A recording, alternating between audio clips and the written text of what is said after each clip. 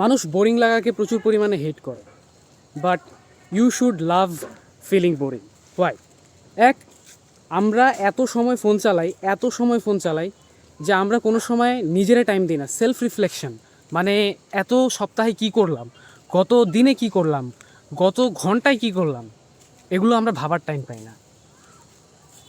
আমরা যখন অনেক ইনফরমেশন কনজিউম করি এবং আমরা রেস্ট নিই, লাইক ফোন চালানো রেস্ট না, লিটারেলি বৈশা আকাশের দিকে তাকায় থাকা হচ্ছে রিয়েল রেস্ট, অথবা হাঁটা, তখন আমাদের সাবকনসিয়াস ব্রেইন ইনফরমেশনগুলো প্রসেস করে। সো বোরিং হলে আপনার অ্যাকচুয়ালি ব্রেন আরও বেটার কাজ করে।